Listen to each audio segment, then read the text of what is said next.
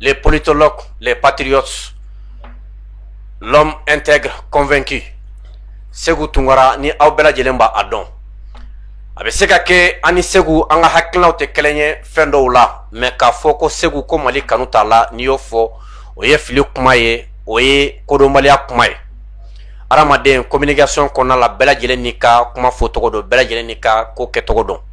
Sékou Tounkara an b'a dɔn ni fɛn min ye o ye Mali kanu b'a la, a cɛsirilen don Mali ko la. K'a dan a y'a mɛn k'a fɔ opération Espoir k'a ka manifestation ba dɔ kɛ ka armée malienne soutenir. A ye billet ta uniquement ka bɔ États-Unis ka na Mali la juste pour que ka se ka armée soutenir. Maa min y'o kɛ i b'a dɔn k'a fɔ armée kanu b'o o la kosɛbɛ. An y'a mɛn k'a fɔ Sékou fana a interpellé la bi, a kɛra ne yɛrɛ ɲɛna, an tun bɛ radio PCFM na, émission banna an jɔlen da la, gendarmerie mɔgɔw nana a nɔfɛ. Ni Ala sɔnna kɔrɔ bɛ a da don nin thème ba fila in de la. Ka tila ka kuma ɲɛbila kɛ aw ye ni Ala sɔnna sini à partir de 17h30 les grandes révélations de Boumabel sur l'armée malienne, armée minankora mun sɔrɔ mun fana bɛ kɛ a sini 17h30 ka a da don olu la. Kɔrɔ i ni ɲantuma. Gandi n b'i fo. Somɔgɔw bɛ di? Mandɔrɔ fosi tɛ yen. Kɔrɔ sani an ka don kuma la an bɛ hakɛto ɲini kɛ madame fɛ k'a sabu kɛ su janfalen dɔ dɔɔni. Ni heure comme ça in na ka denbayatigi labɔ ka na émission in na ni faso ko tɛ a ma nɔgɔn. Donc a ka d'an ye ka se ka foli bila maliyɛnden bɛɛ lajɛlen na Mali kɔnɔ ani Mali kɔ kan, an ka sɔrɔ ka dɔn an ka thème kɔnɔna la. Gandi an bɛ Ala fo k'Ala barikada. Zone sigilen don ni welewelema ye. Hakili la e ka madamu wo ne ka madamu wo u bɛɛ kɔni b'a dɔn su heure bɛɛ an bɛ se ka bɔ, an bɛ se ka baara kɛ parce que an y'an ka mɔgɔninfinya ta k'a di faso ma. Donc an denw mɔna o kɔnɔ, an musow sigira n'o ye. Moi-même personnellement ne denw bɛ reproche min kɛ ne na o ye k'a fɔ temps bɛrɛ tɛ ne bolo ka consacrer o la. A ma nɔgɔn. Bon a bɛ faamuya parce que n bɛ n ka jeunesse de fɛnɛ na, peut-être tagalen ɲɛfɛ dɔ bɛna bɔ kow la, an denbaya bɛ doroko ɲɔgɔn na. Inshallah. Mais jamana ko de don, k'a yira k'a fɔ e o ne o an ka denbaya o minnu bɛ k'an filɛ o, jamana bɛ nin bɛɛ ni san cɛ. Siga t'o la, siga t'o la. Donc n'an ko cunna ni jamanadenw mago bɛ faamuyali la ani explication na, a kɛra su heure o heure anw bɛ jɔ. Siga t'o la. Parce que jamana tɛ kɔnɔni kɛ, jamana kow tɛ kɔnɔni kɛ. Donc o de kama ni ko kɛra dɔrɔn faamu ye min ye an bɛ teliya ka faamu di jamanadenw ma pour que u ka se ka ko ta fan n'a nafan dɔn. Donc ka maliden bɛɛ fo minnu bɛ an wele groupe WhatsApp kan, minnu bɛ an wele téléphone na, minnu bɛ vidéo ninnu partager, radio minnu bɛ an ka kumakanw latɛmɛ k'u bɛɛ fo. Gandi k'i yɛrɛ fɛnɛ fo parce que baara in ma nɔgɔ dɛ. A ma nɔgɔn, a ma nɔgɔn. K'i ka équipe fo parce que mɔgɔ kelen mɔgɔw ɲɛ bɛ e ni ne fila la. Caman bɛ duguma. Mais jama de bɛ ka baara kɛ, caman bɛ duguma. Donc moi-même je suis étonné ni heure in na kana sɔrɔ jama dafalen don quoi. I b'a fɔ heure ordinaire la jama dafalen don. Donc o bɛ sérieux fɛnɛ jira, o b'a jira k'a fɔ baara min n'an b'a la an bɛ ka kɛ ni sérieux ye. Mɔgɔ minnu b'a nɔfɛ fɛnɛ u bɛ k'an kunfilenna suit. O de ka ɲi parce que n'i kɛra capitaine ye i bɛ ka bateau conduit, i jija bateau kɔnɔ mɔgɔw n'i ka kɛ kunfilenna la, n'o tɛ i bɛ fɛ ka taa ni bateau ye kɔrɔ fɛ n'u bɛ ka sama ka taa kilebi fɛ,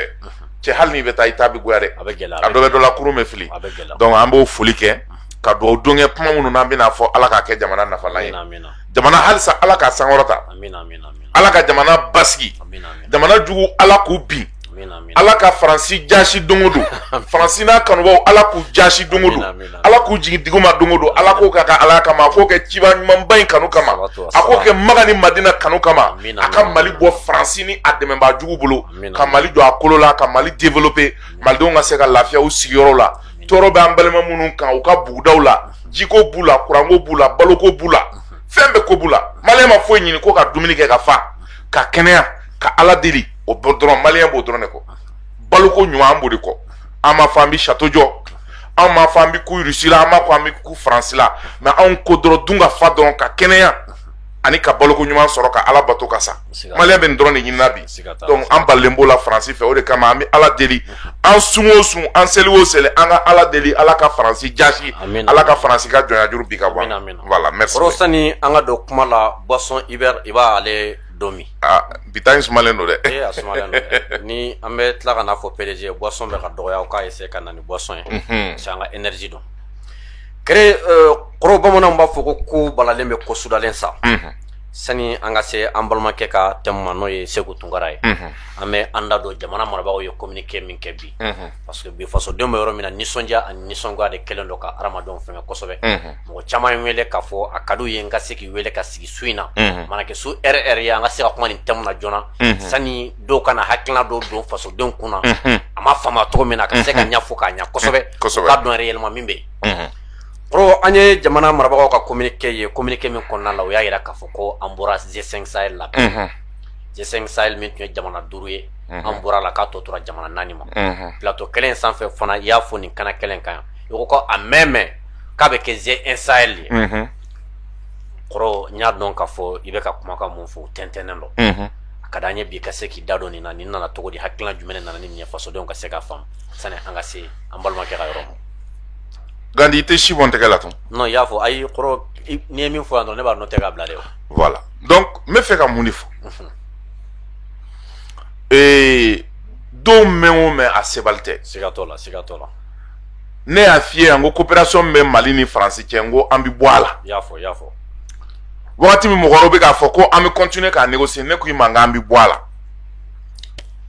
n y'a f'i ye n ko G5 Sahel k'an bɛ bɔ n k'an kan ka bɔ n y'a f'i ye n ko MINUSMA nga bi gain G5 Sahel bi gain France bi gain no plateau kelen sanfɛ da sera bɛɛ ma donc G5 Sahel gaina bi alhamdulillah tare France gainin kɔfɛ ka a ka accord défensif fara k'a fili pan G5 Sahel fɛnɛ gaina bi nin ye ala tano ye sani n ka G5 Sahel ka gaini fɔ faut que n k'a fɔ mɔgɔw ye G5 Sahel mun de don kɔrɔ an y'a fɔ mɔgɔw ka se k'a dɔn parce que fɛn dɔ de coronna mɔgɔw kunna o tɛ fɛn min si dɔn Gandhi wagati min na ni kɛlɛ wulila Mali la 2012 n'u ye Mali janbali plan tracé Faransi ka maliden jugu dɔw ta k'o bila o ɲɛfɛ k'olu tɔgɔ da ko MNLA ni Sarkozy y'a réunion kɛ Paris ani Union européenne jamanaw ka nafolo di o jamajɛkulu ninnu ma ka maramafɛn d'u ma Kadhafi ka fanga binnen u ye Faransi dɛmɛni min kɛ ka Libi ci k'o sanu n'o wari n'o pétrole ta anw bɛ taa anw ta ye anw sara ye jumɛn ye Libi cili la sisan Faransi e bolo Faransi ye promesse min ta o terroristes ni o mɔgɔ fagalaw ni o mercenaires ye o de ye k'a fɔ n bɛna territoire dɔ di aw ma aw k'aw sago ta o la o territoire in fana an bɛ bɛn a la dɛ pétrole bɛ yen sanu bɛ yen gaz bɛ yen marijane bɛ yen phosphate bɛ yen kɔgɔ bɛ yen ji bɛ yen ni aw y'a ta ni yɔrɔ b'a la dɛ u ko Faransi problème t'a la n'an y'a ta an b'a tila ka tila intérêt bɛ tila u b'a tila Mali kɔ kan y'a dɔn Faransi tɛ dɔwɛrɛ la intérêt ɲini de kɔ kasa bɛ yɔrɔ o yɔrɔ Faransi bɛ yen o y'o de fɔ donc u y'o tilali min kɛ n'o bɛnkan min kɛ Faransi sɔrɔla k'a sɔrɔ Faransi de bɛ ka Mali ka armée former ani américains olu bɛ ka Mali ka armée former Faransi y'a dɔn ko a tɛ se ka Mali kɛlɛ fiyewu fo ani américains ka jɛ Mali kɛlɛli la américains ka formateur dɔ tun bɛ yan ko opération Flintlock kɔrɔ nin ye siɲɛ fɔlɔ ye ko mɛn opération Flintlock o de tun bɛ Tessalit o de tun bɛ Kidal o de tun bɛ Andera Buka ni zone ninnu na avec l'armée malienne u bɛ k'u former désert kan terrorisme ya kɛlɛ la attaque jugu kɛlɛli la ani ka armée ka dɔ fara armée ka fanga kan américains ka base tun bɛ Tessalit a tɛ tile la Faransi b'a dɔn u bɛ zone min kɔ n'u bɛ fɛ k'a minɛ u tɛ se k'o baara kɛ fiyewu f'u ni américains ka jɛ a ma américains kun y'u profiter opération Flintlock fɛ ka na ni appareil minnu ye ka Mali nɛgɛ k'a fɔ o y'u ka renseignement n'u ka baarakɛla ye o tun ye ka Mali espionner ka Mali territoire surveiller parce que américains ko ATT ma pour que olu ka sɔrɔsiw ka taa désert la qui est une zone rouge, qui est une zone dangereuse, GSPCB, ACMI B, terrorisme B, banditisme B, drogue ferrée B, ko fɔ olu ka système de surveillance sigi zone kunna n'o ye Nord ye. Nord. Américains y'o o de politique kɛ Mali la. A don ATT était de bonne foi a tun bɛ fɛ ka Mali armée former k'a doter parce que a nana sɔrɔ armée yɛrɛ tun tɛ yen. A ŋana tun ka ɲi. ATT nana sɔrɔ glock donnaw de bɛ yen armée tun tɛ yen dɛ. Surasi teni kun bɛ dɔw la ko ninnu ye surasiw ye mais armée kun tɛ yen parce que n'i ko armée fini tɛ minɛn de don. N'i ko armée minɛn dɔrɔn tɛ formation de don. N'i ko armée formation dɔrɔn tɛ renseignement de don. N'i ko armée renseignement dɔrɔn tɛ moral de don. N'i ko armée moral dɔrɔn tɛ organisation de don. Nin bɛɛ kun tiɲɛna. Non, i da dɔn nin duuru na plateau kelen sanfɛ ko armée nin de. Donc ATT tun bɛ fɛ k'o de organiser. Ça prenait beaucoup de temps parce que a ma dɛmɛbaa jɔnjɔnw sɔrɔ a yɛrɛ la. Donc France y'a dɔn k'u tɛ se ka Mali nord minɛ fiyewu u ni MNLA k'a k'u sago ye f'u ka États-Unis fara o kan. O de la u taara négocier États-Unis fɛ. O don Bush bɛ yen fɛ Obama bɛ yen. Obama. U bɛnna mun kan i b'a dɔn wa? Ayi. An bɛ Mali piller ka Mali sɔrɔw ta. N'an y'a ta France e ta ye nin ye. États-Unis e ta ye nin ye. MNLA e ta ye nin ye. O tɛ kilayɔrɔ saba ye wa? O kilayɔrɔ saba. U ko i jɔ dɛ a bɛ se ka kɛ an bɛ dɛsɛ mɔgɔ dɔw bɛna fara an kan k'an dɛmɛ. An ka sara kelen da n'olu nana olu niyɔrɔ bɛ d'u ma sogo sara. U ye Mali sarada de. Ka tila ka ban pewu. Potentiel partenaire et potentiel fournisseur et financier. Donc ni mɔgɔ min bɛna ka na nin don kɛlɛ la ka dɔ fɔlɔ dɔ bɔ e niyɔrɔ ye min ye o bɛ taa nin na. O de la Faransi natɔla a ye mɔgɔ dɔw ɲini ka fara a kan. Jamana dɔw ye minɛn di Faransi ma, dɔw ye wari di Faransi. États-Unis ko ale bɛ logistique ni renseignement di. Donc Faransi yɛrɛ nana ka na terrain kan. Donc c'est comme ça que Faransi ye Mali dɛrɛ ka rébellion wuli diyagoya nord la. Mali armée k'a ka trahi k'a ka position a n'a ka secrets bɛɛ feere MNLA ma. France ka o de la i bɛ Faransi ka documentaire dɔw filɛ. MNLA généraux bɛ Faransi ka MNLA kɛlɛcɛw bɛ Faransi ka généraux wele u bɛ renseignement d'u ma. N hakili la i delila k'o documentaire ye. N delila k'a ye. Aw kɔni n y'a dar'o kan. A kɛra tan de k'an ka nord bin. Donc an ka nord binnen o y'a sɔrɔ mɔgɔ minnu bɛ yen ni olu ye ATT ka sɔrɔsiw ye n'olu bɛ ka nord bɔ bolo la. C'est le colonel Sadio Kamara, le colonel Maliki Diao, le colonel Assimi Goïta, à nous non les Modibo Kone et autres. Au lieu de tuer, au lieu de nous tenir on est tué. Terrain sans fait. Au lieu de Janvara, Badi Nounouni, Karamunyang Nounouni, ou Katia, au lieu de Fara.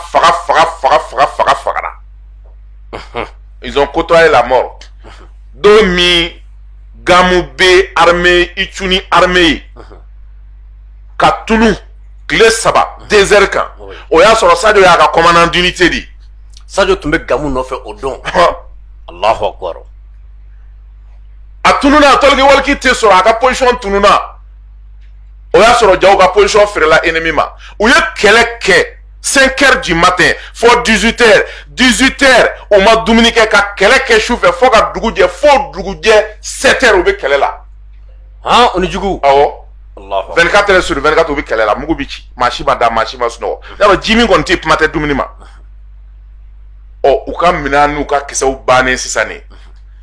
Sadio ye a ka unitéw ka minɛn bɛɛ labɔ ani k'a ka cɛw labɔ ka i replier a replier tɔ la renseignement minnu bɛ yen n'olu dira a ma k'a fɔ k'a ka bɔ nin sira in de fɛ pour que a ka se ka Niger lasɔrɔ.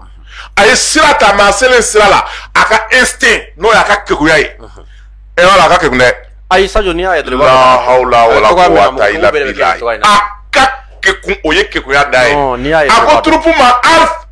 an k'an jɔ yan. A y'a ka avion consulté u ko mais pourtant chef b'a fɔ k'an ka taa nin fɛ ko non a ko an ka taa nin fɛ. An ka sira fura. A y'i da ta. A selen ye a tila k'i jɔ tuguni ka fiɲɛ ta k'a lajɛ a ko an ka taa ta. Turubu dabala banna. Turubu dabaliya banna. Kungo kɔnɔ. U ye zigzag de bɔ cɛncɛn sanfɛ zigzag. U mana kɛ tan da u b'a sɔrɔ jugu bɛ k'u kunna o y'a sɔrɔ u ye zigzag kɛ tan jugu bɛ f'u kɔ u mana fo ka don Niger. Parce que position tun dilen. Sadio y'o de kɛ ka Mali élément gardiw ani armée de terre ani minnu bɛ yen n'o ye AT ye je t'assure i n'u dɔ ka baro kɛ olu de b'a ɲɛ f'i ye mais a yɛrɛ t'a baro bɔ maa si ye parce que cɛya ye gundo de. Cɛya gundo n'i y'a dɔn hali kuma a ka gɛlɛ a ma a tɛ kuma a b'a dɔn. Ne école kɛ ɲɔgɔn dɔw bɛ yen olu tun b'a ka éléments na minnu ye cɛncɛn in k'a nɔfɛ fɔ Niger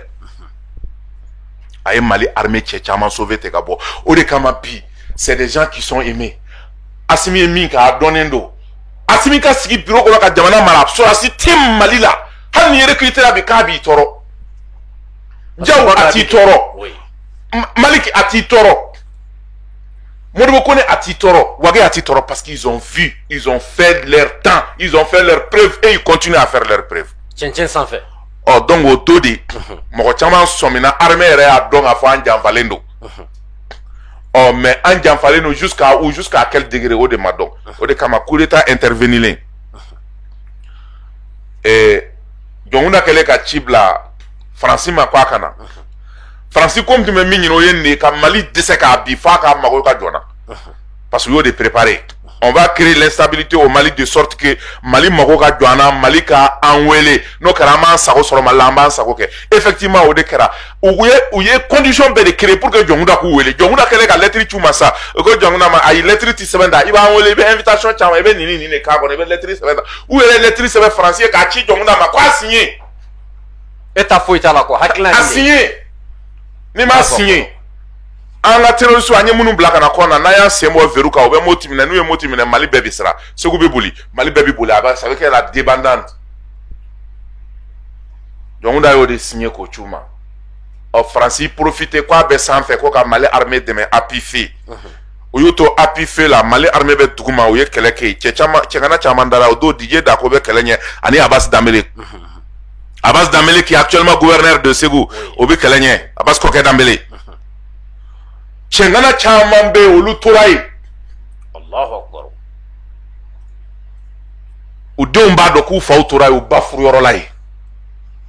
parce que ni sɔrɔsikɛ tora kɛlɛyɔrɔ la ni den kɔrɔbayara n'a ko ma ba bɛ min a fɔ a ye ko i fa tora ni i ba furu yɔrɔ la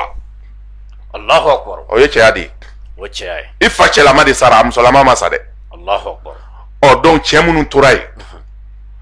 u nana Gosi libéré ka Douaza libéré ka Ombori u ye Douaza libéré ka Ombori libéré ka Gosi ninnu libéré ka Gao libéré ka Tombouctou libéré Sekere Kidal Francis Ichun duguma ka bɔ sanfɛ Francis Ichun sanfɛ ka bɔ duguma k'a fɔ Mali armée bougez pas o tɛ tɛmɛ yan kan bɛnkan dun tun ye san fila de bon parce que u nana bɛnkan mise en œuvre de daminɛ sa c'est que i k'a faamuya k'a fɔ G5 ko in nana cogo min na quoi n bɛ k'a faamu donc u nana bɛnkan mise en œuvre min daminɛ sisan ɔ mise en œuvre o de kɛra sa an bɛ MNLA kɔgɔ k'a dɛmɛ renseignement na Mali armée kan attaque bɛ kɛ fɛn bɛɛ bɛ kɛ MNLA yɛrɛ nana ye Mali armée décidelen don o don DJ Dako ani colonel Mamadi Kamara ninnu ani Maliki Diaw ninnu bɛ front na Maliki Diaw tun bɛ front de la ye o Maliki Diaw kelen olu tun bɛ front na ye olu de ko diyagoya f'u ka don Kidal Allahu akbar o zone tampon kɛra Tamakɔrɔ ye Gao jeunes bɔra MINUSMA ye mugu ci u la sous l'ordre de la France kɔrɔ i bɛ fɛn dɔn donc sisan terroriste minnu bɛ yen n'o ye Minjao ni Akmi ni Achoya ni fɛn ninnu Ansardini ninnu olu de nana hakɛto Achoya tun tɛ yen fɔlɔ Minjao Ansardine olu de nana ani Akmi comme olu ni MNLA dɔgɔ ni kɔrɔw don u nana jɛ ka Mali armée gɛn groupe d'autodéfense ninnu k'u gɛn ka police islamique sigi Gao Tombouctou ani Kidal Mati do mati bɔ o de kɛra occupation sangele u dagalen dɔ ye u dagalen dɔ ye ɔ wagati min na u filila ɲɔgɔn ka tiɲɛ ma u ye baw fara ye ka tɛgɛ don MNLA la MNLA bolila ka t'i retrancher Faransi ka kan kɔnɔ Faransi de y'u protéger ka MNLA kɔgɔ ye don min na ni IBK bɛna accord kɛ accord négociation daminɛlen Faransi ko ninnu ma Minjao ni tɔ ninnu ma aw ko k'aw sɛmɛ don accord la ko ka bɛnkan kɛ pour que aw ka dɔ sɔrɔ parce que accord in fɛn de bɛna di aw ma Faransi bɛ dɔ di Mali bɛ dɔ di donc Faransi ta o tɛ sɛbɛn accord kɔnɔ mais Mali bɛ min di o de accord kɛtɔ filɛ a ye n'aw tɔgɔ sɛbɛn pour que aw k'aw ta sɔrɔ nafa tila wagati a kana fɔ parce que EIGS olu ye Faransi dɛmɛ kɛlɛ la Syrie ani Liban ani Irak donc olu ka juru bɛ Faransi la Faransi k'a bɛ n'u ka juru sara Mali la de Faransi promesse min ta a ma tenir Faransi de ko a bɛ n'u ka juru sara Mali la donc f'u ka don accord la n'u bɛ don accord la Akmi kɛra islamiste ye ka ban Faransi bɛ k'o kɛlɛ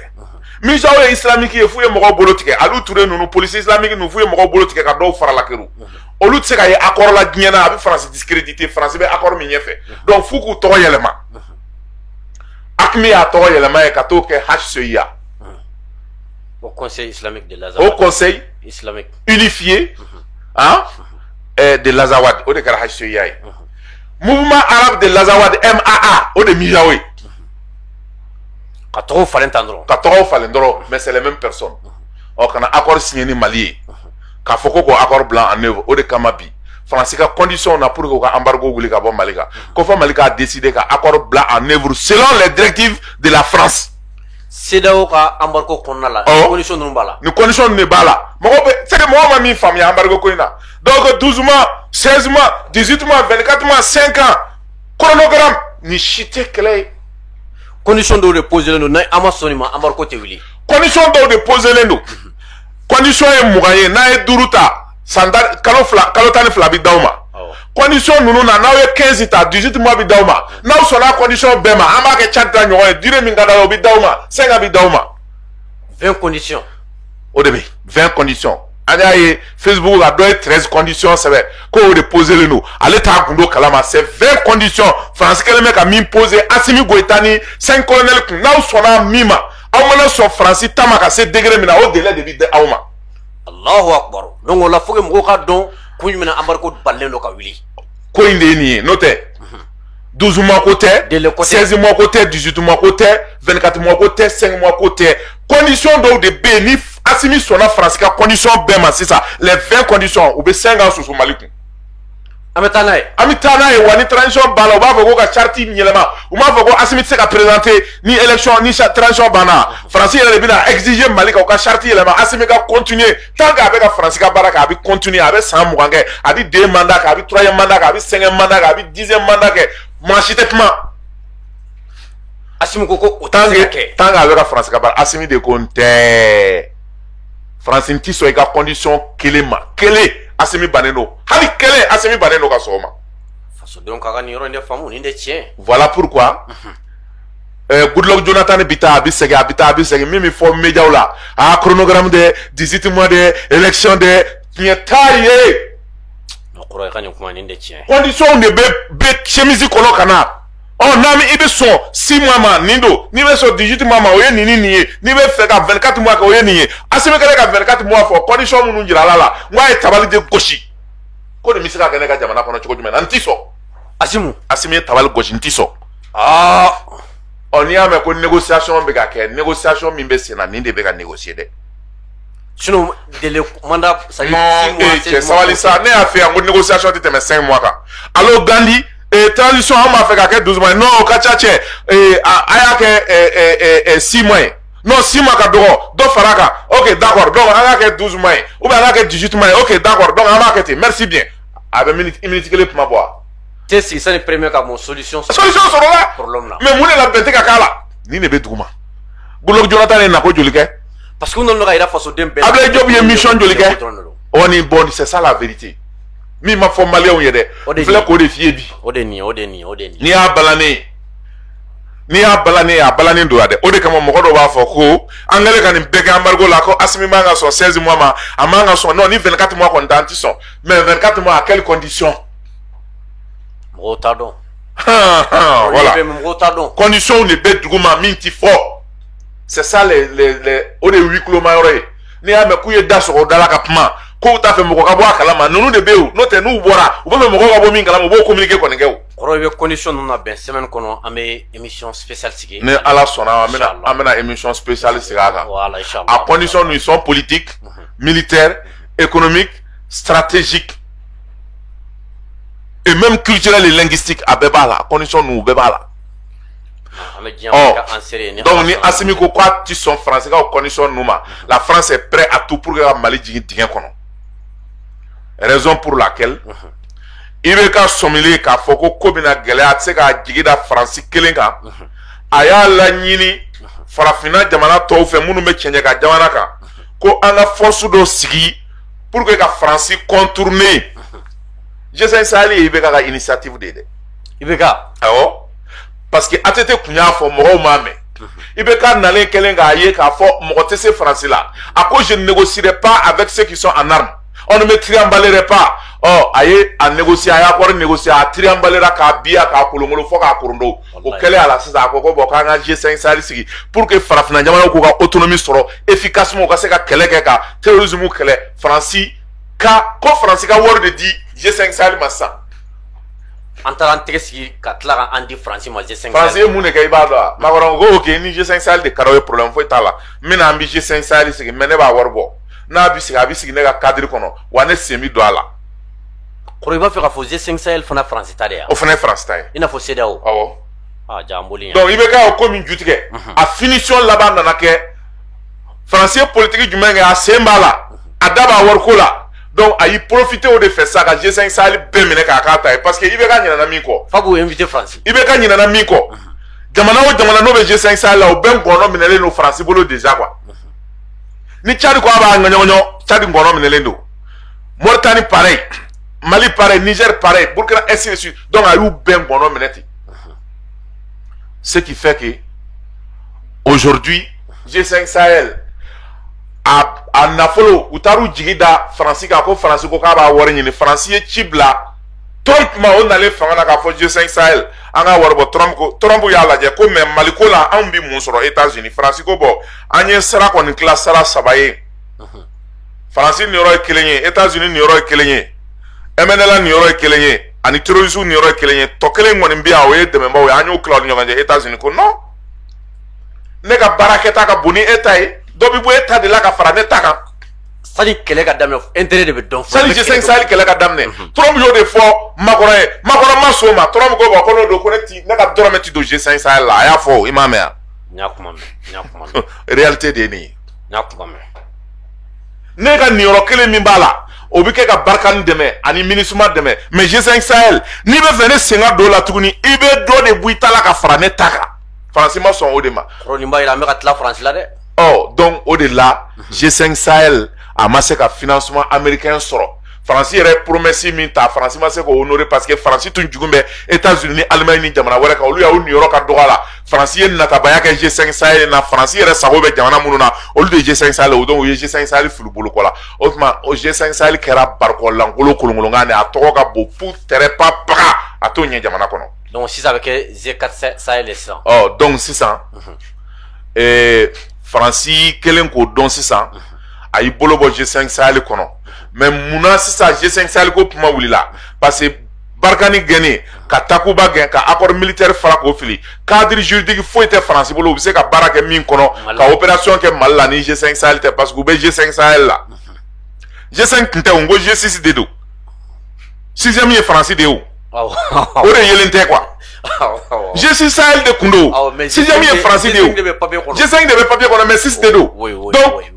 France bo opération min kɛ o de b'a to France bi profiter fɛnɛ ka na Mali territoire kan ka na opération kɛ ka terroristes dɛmɛ ka juguw dɛmɛ Mali kan.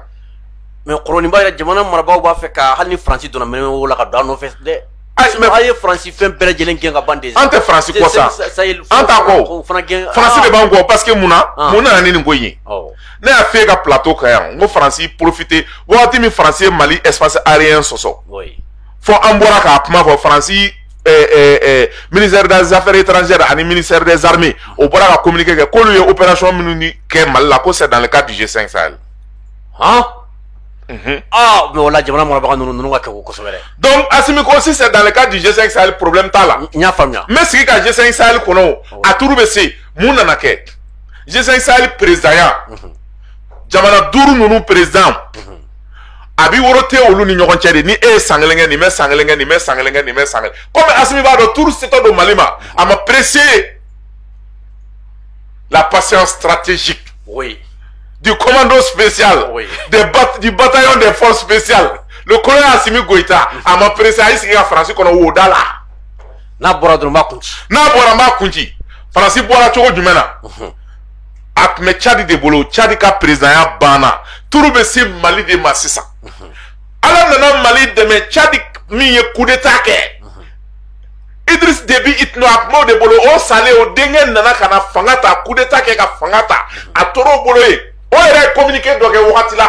ka fɛn dɔ fɔ Mali ma i m'a communiqué ye de coup d'état kɛla ka communiqué kɛ ka Mali rappeler à l'ordre ɲar'o kɛra Assimi ko ha e coup d'état kela e be ka G5 Sahel diriger ka la na communiquer ke e na nga mo be ka baraw ke ñoko fe o manetik mi fe mi kono non patience dans non patience mi men comment est français ka j'ai Assimi français piégé ne quoi Idriss Déby Dengue Mahamat au cas président G5 Sahel la o sangele na la dafa tout sera malima français ko akana di malima de o ko muna e ko coup d'état Mali e coup d'état ke bora Tchad président abora be président mbolo sango e coup d'état ke o ko no ko compte de la situation politique du Mali situation politique do be Mali la mi Mali bali ka ke G5 Sahel président ya noté ko no wana te Niger ko no wana te Tchad non te stabiliser non te seko comment faut français ka piège dona inde parce que o ba don nous G5 Sahel président de Malima au cours G5 Sahel commandant le commandant des forces conjointes oui même forces conjointes kuna uka kele bolo kuna o nyemogo de bi ke ko Assimi Goïta ye no kera kalo kele avec Niger libéré ni Mali keleke meno ye ka Burkina libéré ni Mali keleke meno ye usirana o de ye parce que bi keleke mena me Assimi ni Sadio bolo ay no bi ko ni Mali kera G5 président G5 force conjointe au commandement de Assimi Goïta ma au pouvoir de Assimi bolo quand Mali avion wili dans le cadre du G5 Sahel ka ta terrorisme frapper Burkina ka tout frapper Niger ka tout frapper jamana numbela G5 jamana numbela non otunye G5 libéré to no kara ay terrorisme ka dagaw ci cogo mi amino de ke quoi no kara ay France ka plan be tieni Burkina be taleno en otage au biba Niger taleno en otage au biba Mauritanie kele taleno en otage au biba o de kama France ko quoi a ti di Assimi Goïta ma parce que quel est ce bail ka Sahel be libéré no kara kele mi ke G1 Sahel di bani kunfleni kunte ka foko politique ma ko Assimi ko ay coup d'état ko tede parce que ni a dit Assimi mabi ça de bi général de division Oumar Diarra wele ko ba Oumar G5 Sahel président dira ma de Assimi ordre dit kanga Sahel libéré kalo kele je te dis kalo kele ou be basi ni be susu ça awar de be Mali wa ne ko be Sahel libéré ça parce que Assimi ka objectif ani Sadio ka objectif ye munye ça G5 demana munumbe ni ou ye terrorisme susu nu bi boli ka doye ko demana o fene deme ko libérer mais France te so tayrot na ku la blé terrorisme kele mona ban France kele mona ban France bi genga boy na fa fo tike France la Sahel kono tubuni o France te fe o de ka ke o de la aye Mali bali ka G5 président soro o dronte France ba fait tuguni 600 G5 14 Sénat toujours malgré qu'elle gena accordani France tieble à qui profiter G5 fait toujours ka opération ke malla G6 o te G6 ya G6 Assimi de koko o ticket ayanga kuma me an kumba do Assimi be jamana jo de la mogot se ka jamana jo ni mani fion munu be France ni mu kare o de la ne afia ngo G5 Sahel nga bi ba ngo mbali bi ke G1 Sahel donc 600 il faut plateau sans faire communiqué mina bora ka bi gouvernement fait ni colonel stratège Abdoulaye Maïga ya kala ale ni ne ale sigile ortem na ni militaire et trop ma fo ngo kubara bado be bituni inya balata ne bale ni teni militaire sigile ortem na ne ba fo bon kana teni na jere e ba ra kele doctorat nani de babulu doctorat nani 4 doctorats ay no kala da ta o 4 doctorats o de ba kele molo doctorat nani ayo kala de ke Abdoulaye Maïga ne de porte-parole du gouvernement kana ma bala il n'est pas âgé ani Assimi mbe âgé c'est la même génération o de babulu donc colonel Abdoulaye Maïga il mesure les mots et par bas de wakati mi kominga ngake non précédent là quoi après Célinda il est posé porte-parole du gouvernement et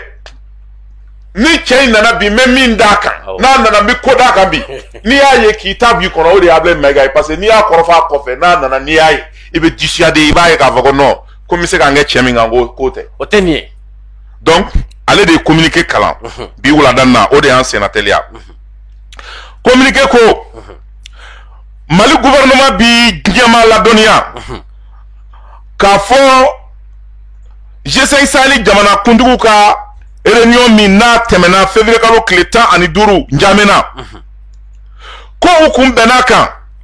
k'u kan ka 8e session ordinaire n'o ka lajɛba 7 ye ko kun kan ka kɛ Bamako février kalo tɛmɛnen san 2022 o kun bɛnn'o kan o de bɛnkan ye février 2021 février 2022 o kɔrɔ de ko na bi kɛ Mali la ka lajɛ kɛ o senfɛ de président bi di Mali ma. Conformément à la pratique établie, cette décision devrait ainsi consacrer le début de la présidence malienne du G5 Sahel. Président Touma a dit Mali ma réunion est fait. G5 Sahel président. Cependant, après des trimestres, après les termes indiqués, la dite session de la conférence des chefs d'État des pays membres du G5 Sahel ne s'est toujours pas tenue, en dépit des multiples initiatives prises par le Mali dans ce sens auprès des instances du G5 Sahel pour y attirer leur attention. Qu'au délai sera au mappement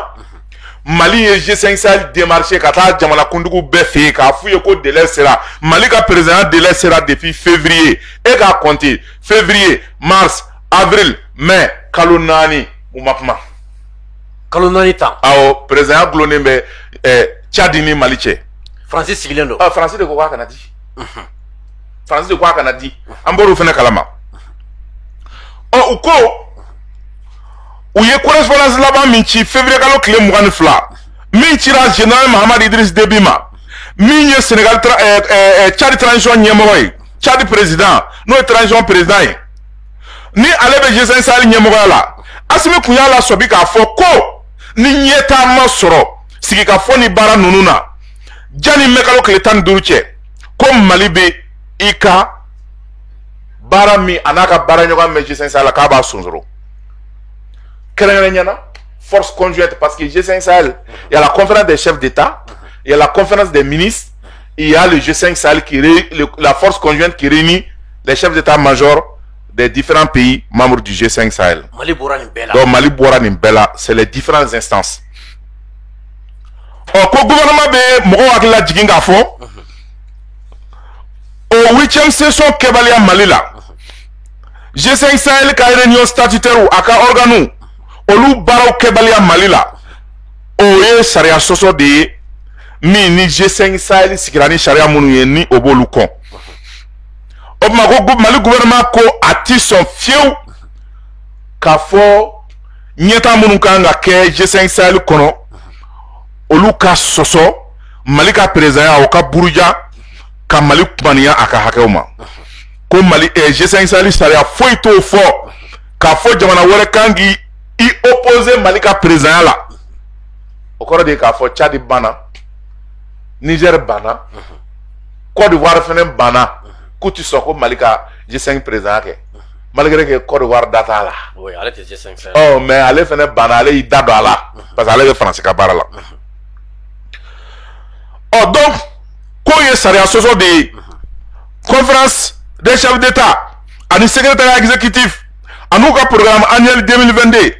ko Oshima adopté wa war ko manyanabo o ko G5 Sahel kelendo do ka bolola minanye jamana do ka bolola minanye ka ku ka keleke minanye u ka intérêt kama ka nyene farafina jamana no Sahel jamana u ka intérêt kama ko kama Mali gouvernement a décidé qu'il irait retirer ka bo G5 Sahel instance bela hala keleke bolo force conjointe ani mbora bela peu retrait pur et simple. Alhamdulillah. Suspendit tede asimi kungo nama ke dani le 15 mai tchemba suspend. Bien le combien? Bien le 15. Ah le 15 mai c'est là. Asimi konta suspendé. Ma retiré yere ka boire la peu. Amora la. Nya kuma bané. Nya kuma bané. Ah Ashumera Afrique libérée. Oh 600. Ko o décision yi abina chi G5 Sahel jamana u bema. Abina chu bema. Ou beka bo akalama wa odronte organisation ka procédure olu ye sera mi va ba chi olu fait comme olu ye sharia soso asimi ko ale bototi sharia soso ako Mali kalilendo ka fo Mali lakana Mali jijane Mali wili ka jo ko bedi bike wala sa Mali ka bon nogola ani farafina peuple olu ka bon nogola. Ça c'est un discours panafricain. Adjora Modibo Keita joro la Adjora Lumumba joro la Adjora Thomas Sankara joro la ye olu mununye farafina ka kelenya keleke ani Sékou Touré ani Sékou Touré nunu ni Assimi ka cikan de donc Gandhi bi le 15 mai G5 Sahel Mali t'a la tuguni a force conjointe fɛn b'a ka jamana kɔnɔ olu fɛnɛ ka minɛnw de bi cɛ fleuve Niger ba dɔ de b'a ye k'u fili a kɔnɔ k'u talo jiwoyo bɛ taa n'u ye u bɛ taa Niger komi Niger ye ɲama mara yɔrɔ ye a ɲama bɛ taa mara Niger u bɛ bɔ Mali territoire kan G5 ka base de bɛ Mali la yan donc base fana bɛ na cɛ u ka base tun tɛ Badalabugu an b'u gɛ yan awɔ o gɛnna o fɛnɛ bi cɛ an b'a cɛ dɔrɔn k'a kɛ ba joliba kɔnɔ k'a tan jiwoyo bɛ taa n'u ye Niger c'est terminé Iber dɔ min fɔlɔ Iber dɔ min donc Mali jara ne y'a f'i ye n ko an ka souveraineté a jɔsen filanan n'o ye souveraineté militaire ye n ko a bi sinsin n ko a baaraw daminɛna nin y'a étape ba dɔ franchir a tɔ ye kelen ye o jumɛn o ye Nations Unies ye MINUSMA ko fila don Mali ye laɲini dɔw kɛ janni mois de juin cɛ k'a fɔ ni MINUSMA bi to Mali la parce que an ka fɛn dɔ fɔ Mali ye ɲɔgɔn ye Mali jamanaw taara ka taa diɲɛ jamanaw bɛɛ dɛmɛ kɛlɛ la donc MINUSMA tɛ force gansan ye MINUSMA ye an ka juru min bɛ diɲɛ jamanaw la France la ani diɲɛ jamanaw la Afrique jamanaw la MINUSMA ye Mali ka juru sara de ye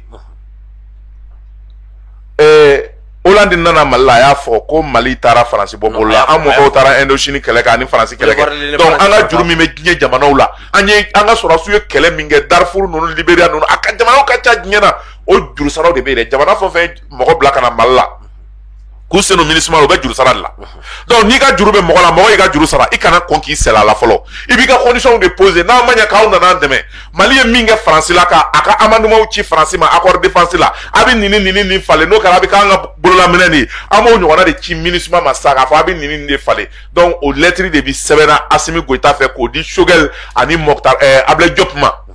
Mokhtar Wane Djiwoyo taara n'o ye a ka hakɛ to k'o di Ablai Diop ma o amendement n'o ye Assimi hakilinata ye n'o ye Mali ka intérêt o de labɛnnen don sisan o de bɛ taa yira MINUSMA na Nations Unies ka kɛnɛ kan France de tun bɛ taa Mali défend fɔlɔ o banna Mali yɛrɛ de bɛ taa yɛrɛ kunkan o kuma fɔ sisan Choguel bɛna Modibo Keita gulokiba don ani Ablai Diop u bɛ taa ka taa o jira les excellents MINUSMA na Nations Unies ka kɛnɛ kan n'u sɔnn'o ma France ka mɔgɔ mɔgɔ bɛ MINUSMA kɔnɔ an b'a bɛɛ kɛ mɔgɔ mɔgɔ t'an ka affaire kɛ an bɛ diɲɛ a bɛɛ kɔ MINUSMA yɛrɛ ɲɛmɔgɔ bɛ di Mali ma d'accord an ka général de division Umaru Jara bɛ kɛ MINUSMA force président ye a bɛ bila o ɲɛ Mali la yan o de sɛbɛnna o an ka kɔnɔna minnu bɛ zone na Nara de fɛn ninnu olu de bila MINUSMA ɲɛ kɛlɛkɛminɛn fɛn bɛ MINUSMA kɔnɔ a bɛɛ bɛ d'u ma an bɛ kɛlɛ kɛ n'u ma sɔn o ma u bɛ taa fu Malika kanama o de bɛ sen na donc an tɛ girin k'o gɛnɛ an bɛ jo de sɔrɔ o kan fɔlɔ an b'an ka conditions poser n'u ma sɔn an ka conditions ma o tuma an b'a fɔ u ye nafa t'an kan u bɛ taa donc o baara de bɛ sen na donc n'o kɛra sisan o ye force d'occupation ni force étrangère bɛɛ gɛnɛ ka bɔ Mali la sisan o kɛra n'o kɛra on a notre souveraineté militaire pleine et entière pour que k'o renforcer sisan Sadio Kamara bɛ dɔ fara a ka taama ni coopération kan yalɔ sisan a bɛ k'a ka kɛlɛ bolotigi n'o ye général de division Umaru Jara a bɛ k'o ci jamanaw kan a y'a ci Turquie ka laban k'a ci Rwanda i y'olu ye donc o ye stratégie militaire ye donc Sadio bɛ dɔ fara o de kan sa k'o tɔ renforcer ka dɔ fara kɛlɛkɛminɛn kan donc jamananin minnu b'an da fɛ militairement an bɛ Mali lakana ka tila k'olu lakana parce que n y'a f'i ye G1 Sahel natɔ don parce que min bɛ ka da jamana ninnu kan i b'a dɔn Tchadiens ma bɔ k'a fɔ k'u tɛ Faransi fɛ ka Faransi ambassade ci ka Faransi ka signal bɛ yɔrɔ o yɔrɔ k'a ci ka Faransi drapeau jeni o ma kɛ kunun ni bi yan diɲɛ bɛɛ dɔn k'a fɔ Mali bɛ révolution intelligente an y'a mɛn ko Burkina y'i den ka accord secret dɔ signé ni Faransi ye Paul Henri Damiba a k'i jija a kana jɔn a la n'a jɔnna a la Burkinabéw b'a lajigin ka bɔ yen dɛ a nana jɔra a la o y'a taatɔ la dɛ n'a jɔnna a la fiɲɛ min bɛ taa ni Bazoum ye a ti mɛn fiɲɛ bɛ taa ni Bazoum ye a ti mɛn o ne de bɛ k'a f'i ye sa maa o maa bɛ Faransi ka doni kɔnɔ minɛn kɔnɔ Faransi ka kala de bɛ yɛlɛla o n bɛ k'a f'i ye a sɛbɛn bi ne ma kuma gansan f'i ka plateau kan fɔlɔ dɛ wa fiɲɛ bɛ taa ni Bazoum ye a tɛ mɛn fiɲɛ min bɛ taa ni Bazoum ye funufunu min bɛ jiriju bɔ ka taa n'a ye yarɔ fura de la an kɔni ko tɛ Paul Henri Damiba o fiɲɛ bɛ taa n'a ye parce que ale ma yeli o. d'accord kɔrɔ n y'a f'i ye cogo min na i bɛ CEDEAO ka condition ninnu i b'a essayer an bɛ thème spécial dɔ ta don dɔ la an bɛ émission spéciale sigi o thème ninnu kama nka nin b'a to an bɛ don an ka émission deuxième partie kɔnɔna la n'o ye k'a fɔ an camarade de lutte min bɛ yen ni bɛɛ lajɛlen b'a dɔn Irijan, bonne nouvelle. Segou Tungara, le politologue. A bora États-Unis uniquement kana kafoko marché min polodaren no malaya boulevard l'indépendance sans fait pour soutenir l'armée malienne nano kanaka. Bi ale ani Ben ani Sidiki Kouyaté ou tumbe PCFM na ngere tumbe de 14h à 17h. Émission depuis émission kono an sigara kosobe. Parce que anya publication do ye mo be ka fen chama fo ka publication kono la anyo be ya radio la. Ka anto radio la be somina ka fo tiere la ni antlara émission na ube songa na segu mine. A kun somina. Ay pratiquement mais c'est ka fo betumba donc ka fo ni émission ko ni bana segu be mine. Parce que ambe ka fe suivre réseau sans faire ambe ka ko jete mine kosobe. Maliko kele lo sira mi sa bela jele ma do mali be sira min kan sa. Abe ina ka ke abo ni ta fenga na fo ge mo re fa ta ka fenga. Abe ina ka ko sisan ko do wa fe ka maliko ke o de sisan. Koro antlara émission na anana kana anjo dala entre temps mo be baro ni fewna photo taw bala Ben ni Sidiki ni segundu ambola dron onana kana segu mina yene ka taganay bon anya ye après ka foko atara ka ena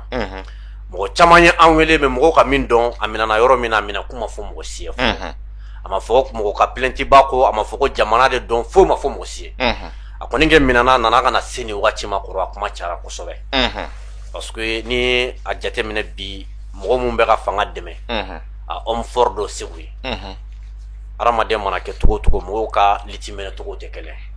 ma fo ka fo defo tala me ka fo mali kanu tala o ngalo mali ko nge mali kadaye mali kanu bala ko jugu fana bon be ko nge be ka hakilna fo do ko plendi chama ba ko do ka militaire de doya mais koro ere bolo nakira ka fuka militaire de doya situation me sera ke togo di bisu ka ko a position me togo di pour que jamana kono don ka se ka fam parce que ngalo haramu e bi mo mun be ka fanga deme suina mo chama farfara ka sabu ke ka fo boni jamana sera ni niveau na bi amun be ka jamana deme ka fuki ire jamana marabago mun ka segi deme pour que kisi fendo ma abedi na fo ugu ire de fengelendo ole la bilando fanga e o do fana ko no ko ni ango ko malikura ame malikura no fe ko malikura ni kiri de do kiri be ka ke ko anga to kiri ka barake parce que an yere ko malikura donc ko mais na soro jamana mun be ka fanga deme olu drone be ka mine mun te ka fanga deme olu te ka mine kambe se ka ko mais kanga ato kiri ka barake ka sauke malikura ko ni hakilna fulade na ka na soro kuma ko na lamgo ye min fo mais ka yeta jumere de ni nabi be siga mun fo faso donya akola bi ani akanu baga bebi ani fanga de baga be bon mais mi fo ko ina anga ko njatemne ni hakili sigi avec prudence parce que baro mogo bi fendo nya kami nyona fanga ni justice te kelen koy fanga en justice te kelen de ro ma fam ibora ka foko sego tungala be ka sorasu deme avec un Mali demain. Mais ça, c'est le pouvoir politique et le pouvoir exécutif. Mais on est justice, justice, il y a dans ma pouvoir de. Oluka yeta. Ani mogoto ka yeta wakati kelena kelonte. Donc, fango fen fla bonyo wana folo. Mogoto ko Mali justice quoi instrumentaliser le no ka bla fanga ka disposition na ni min kadi fanga aboke o ye galone o juge shit se ki ga juge ya kalange ka robu do ka serment prêté qui veut so ka instrumentaliser quoi o jari yede o yika propre conviction ne a fi ka plateau ka ko ya l'intime conviction du juge nya fi juge là mo mo no se ka instrumentaliser hali do ni ndoro ça c'est o procureur oui parce que lui est relevé parquet là le parquet o be relevé ministre de la justice là. Mais juge nous me critiquer. Les juges d'instruction, les juges de siège et tout. Olu koni, olu maro foi terre politique là, olu maro foi terre président, olu maro foi terre. Olu bi loi de la obi charia appliquée. Ils sont indépendants. Ouais, ils sont inamovibles. Ils vont au corridor. Ali tseko miti, ali tseko wuli ka bu place là. Donc moro mimba foko justice be fanga ka bara la ou justice be ka instrumentaliser fanga fait. Ou ma justice de don quoi, ou te justice bonyado. Ali fanga era bi c'est la justice nye. Le président élu a dit c'est la justice nye. Parce que la justice est c'est présent à la gauche. Faut faire attention à la justice. Hein. Justice be fait béni santé jamana ko, avec président ni santé. Oublie que le juge est puissant hein. donc k'a fɔ ko juge bɛ instrumentaliser k'a bɛ bila dɔ ka cɛ ou bien a bɛ bila dɔ ka baara la a bɛ se ka kɛ mais ni juge yɛrɛ y'a kanu k'o de kɛ o de ye l'intime conviction du juge n'a ye juge y'a kanu k'a fɔ bon ne bɛ kɛ ballon ye n bɛ kɛ marabatigɛ ye c'est sa conviction mɔgɔ si tɛ se k'o bali fana ni juge y'i kiiri ni juge y'a tigɛ k'a bila yɔrɔ min ala de bɛ se k'a b'o la n'o tɛ maa tɛ se o c'est ça la justice donc cela m'amène à dire quoi k'a fɔ Segu Tunkara bɛ ka fanga dɛmɛ a mankan tɛ ka minɛ ou bien Segu Tunkara bɛ fanga contre la a y'a minɛ ou bien karisa bɛ fanga contre la a y'a minɛ o de tɛ se ka kɛ quoi fo mɔgɔw ka nin intégrer de parce que u bɛ ka institution politique n'o ye fanga ye ani justice mélange ɲɔgɔn na la preuve vient d'être faite que justice ni fanga tɛ yɔrɔ kelen na n'o tɛ Segu Tunkara man kan ka minɛ dɛ Gandi ala deli e ni ne an kana fili n'o tɛ n'an filila a kana k'i kɔnɔ k'i bɛ ka Mali jɔli kuma fɔ i tɛ to yen dɛ i bɛ ala de deli ala kana an fili i y'a faamuya ne yɛrɛ ma taa kaso la ne ma mouvement anw ma jɛ ka mouvement créer a MP4 ka sɔrɔsiw dɛmɛ k'u sigi yan ne ma taa kaso bɔnba la ko sɔrɔsi kelenw to fanga na mun de bɔra la fanga dɛmɛni bɛ tɛmɛ o kan Segu Tunkara ta ye kuma ye anw minnu ye jama labɔ ka boulevard fa le 8 septembre le 15 septembre ne taara kaso la o ma kɛ yan c'est pour te dire que justice b'a ka baara de la an ka justice to a ka minɛn kɔnɔ Segu Tunkara minɛna a ma diya ne yɛrɛ ye mais ne bolo ni justice ye Segu Tunkara minɛ a man fisa ni fanga ye a man fisa ni loi ye a man fisa ni Mali sariya ye a k'i bila o minɛn kɔnɔ o de ye être républicain k'a kɛ cɛ ye wa Segu Tunkara n b'a dɔn mɔgɔ min ye n'a ma jɛ ka gara ɲɔgɔn na i b'a fɔ e n'a kumana téléphone na siɲɛ damadɔ n b'a dɔn Segu Tunkara ye mɔgɔ min ye nin kulen don a fɛ parce que a b'a dɔn a bɛ kunba min na n'o ye Maliko kunba ye sentiment b'a la dɛ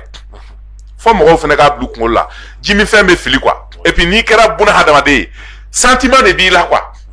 i bɛ se ka kɛ colère la i nisɔndiyalenba bɛ se ka kɛ i dusu bɛ se ka bɔ don dɔ i énervelen bɛ se ka kɛ i bɛ kuma donc o de la n k'an bɛ ala deli ala k'an porokoto don min n'i diminen kumana ou bien i énervelen kumana n'o porokotora ka taa fiɲɛ fɛ i bɛ minɛ n'o de sinon Segu Tunkara tɛ mɔgɔ tɛ k'a fɔ a bɛ mɔgɔ nɛni ou bien a bɛ mɔgɔ dɔgɔya ou bien a bɛ fɛn kɛ mɔgɔ la naturellement nɛni ni fɛn ninnu t'a ka kumaw la quoi. Iriza ni bonne nouvelle de b'a da. O de b'a la mais ni ala y'a porokoto ka kuma jugu dɔ bɔ a da bi ko justice b'a nɔ minɛ o nɔfɛ o ye ala latigɛ de ye o de b'a da kan na o ne bɛ baara kɛ ne b'a faamuya ten quoi o de kama Segu Tunkara kanubaw ne yɛrɛ b'a la n bɛ min ɲini Segu Tunkara kanubaw fɛ u kana justice accuser u kana charger mais min kalama o de ye k'a fɔ communicatif procureur o y'i auto saisi ka soit transmis kɛ k'a di gendarmerie ma k'u ka Segu Tunkara wele k'a lamɛn a ma ɲangi fɔlɔ a bɛ ka lamɛn dɔrɔn de o mɔgɔ min fana bɛ communicatif procureur dɔn a procureur ba n'o ye Touré ye a ti bin mɔgɔ kan o Touré ye jɔnni wele ko a bin o kan ko a binna mɔgɔ dɔ kan a ye mɔgɔ dɔ wele k'o nɔ minɛ ko kun t'a la o tɛ o o ma deli ka kɛ donc c'est une bonne personne a fana b'a ka baara de la ka jamana jɔ peut-être mɔgɔ min don Touré mɔgɔ min don a ye mɔgɔ dɔ wele ka enquête kɛ o ɲininkalen a kɛlen k'a dɔ bɔ o fililen don u m'a lawuli tiɲɛni kama a ye kangari da u ye k'u bila o caman kɛra o Touré ye kangari da mɔgɔ dɔw i kana minɛ ni ɲɔgɔnna wɛrɛ la k'i bila justice fana tɛ répression ye dɛ justice ye k'i éduquer k'i bilasira donc n'o kɛra Segu Tunkara la a bɛ kɛ misali ye mɔgɔ caman ma u t'a ka erreur ɲɔgɔn kɛ mais ne dalen b'a la k'a fɔ Segu Tunkara ka ɲi comme a ye kuma dɔ fɔ n ye min mɛn a ye vidéo dɔ bila vers janvier o vidéo in na a bɛ kuma gɛlɛn caman fɔ sɔrɔsiw yɛrɛ ma a bɛ ka minnu dɛmɛ bi a nana minnu ka meeting na n y'a mɛn k'a fɔ ko o de y'a minɛ kun ye comme officiellement fɛn ma fɔ n'o kɛra a minɛ kun ye ni procureur y'a lamɛn après enquête ni procureur y'a dɔn a y'a fɔ ɲuman de kama a filila donc procureur yɛrɛ de da dusukun de bɛ ɲɔgɔn na sisan a bɛ se k'a décider bon Segu Tunkara n bɛ kiiri ou bien a b'a décider Segu Tunkara n tɛ kiiri ou bien n'a y'a présenté juge la juge b'a décider k'a fɔ Segu Tunkara n bɛ kiiri ou bien n tɛ kiiri kangari bɛ da ye ou comme u bɛ se k'a ye k'a fɔ a ye min kɛ fili don a y'a lawuli juguman de kama parce que ni ko ye mɔgɔ sɔrɔ a kun de b'i lajɛ quoi e ma ye hali n'i ye mɔgɔ faga par accident a bɛ fɔ ko homicide involontaire mais n'i y'a lawuli a kama ka mɔgɔ faga fɛnɛ par accident k'i tugu ka taa mɔgɔ tan o ye homicide volontaire de ye o fagali don mais i y'a lawuli a kama ani m'a lawuli a kama o bɛɛ bɛ yen donc juge de b'o dɔn sariya de b'o dɔn olu de b'o jateminɛ donc ka min fɔ maliyɛnw ye bɛɛ k'i hakili sigi min kɛra c'est dans l'ordre normal des choses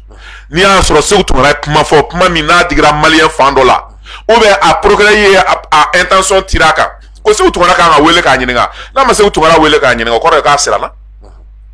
o kɔrɔ ye k'a ma jɔ a nɔ la o kɔrɔ ye k'anw t'i da procureur la tuguni parce que a bɛ ka fankelen ni baara a bɛ ka siran fankelen dɔ ɲɛ mais anw kɔni b'a dɔn Seku Tunkara kɔni